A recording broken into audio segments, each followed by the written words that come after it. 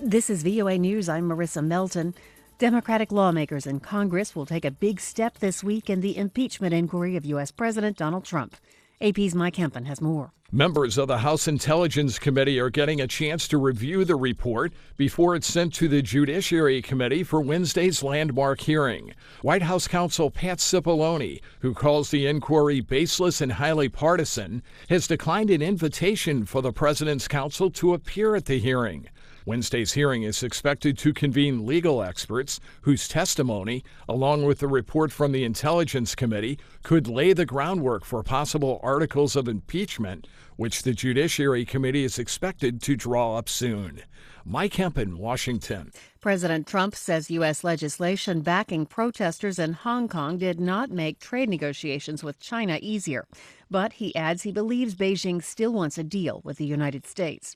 In retaliation, AP's Ken Moritsugu reports China is taking action against the U.S. The Chinese Foreign Ministry announced that it would suspend any visits by U.S. Navy ships to Hong Kong, to the Hong Kong port, and it would also put some kind of sanctions on various American pro-democracy organizations and human rights organizations. That's AP's Ken Moritsugu reporting. Also on Monday, President Trump is accusing Brazil and Argentina of hurting U.S. farmers through currency manipulation. He says he'll slap tariffs on their steel and aluminum imports. They've devalued their currency very substantially by 10%. Argentina also. And I gave them a big break on tariffs, but now I'm taking that break off. Brazil's president is an admirer of Mr. Trump, and he is calling for talks. Syrian opposition activists say an airstrike on a market in a rebel-held town in Syria's northwestern province of Idlib Monday killed at least 10. This is VOA News. The annual climate change meeting opened today in Madrid. Democratic members of Congress attending the conference say the United States remains committed to the Paris Climate Accord, despite President Trump's decision to withdraw from the agreement.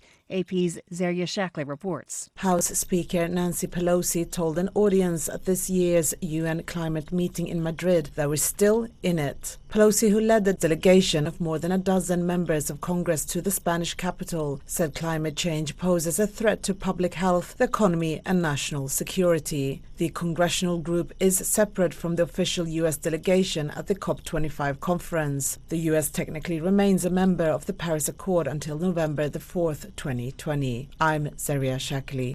A new wave of abuse suits could hit the Catholic Church like never before. AP correspondent Walter Ratliff has that story. A wave of new laws in 15 states allow people to make claims of sexual abuse going back decades. This could bring a flood of lawsuits against the Roman Catholic Church that could surpass anything seen so far in its clergy abuse crisis. Associated Press interviews with attorneys and clergy abuse watchdog groups found it could result in at least 5,000 new cases against the church and more than $4 billion in payouts. California, New York, and New Jersey are among 8 states that go furthest in allowing sex abuse claims, no matter how old. Catholic leaders worry about the difficulty of defending such old cases, and more dioceses are considering bankruptcy and victim compensation funds. I'm Walter Ratliff.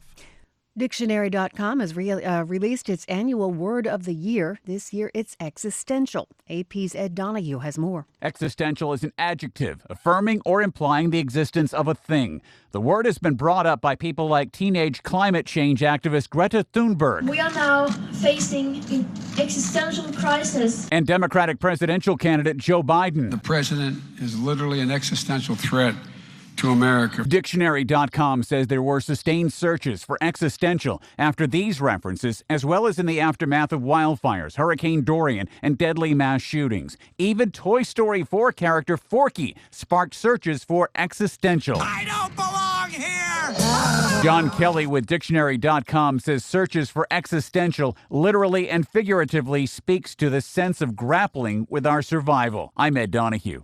Israel's Attorney General has officially submitted his indictment against Prime Minister Benjamin Netanyahu. It gives him 30 days to appeal for immunity. The indictment charges the longtime Israel leader with bribery, fraud, and breach of trust in 3 separate corruption cases. Netanyahu denies any wrongdoing and has rejected calls to resign. I'm Marissa Melton. This is VOA News.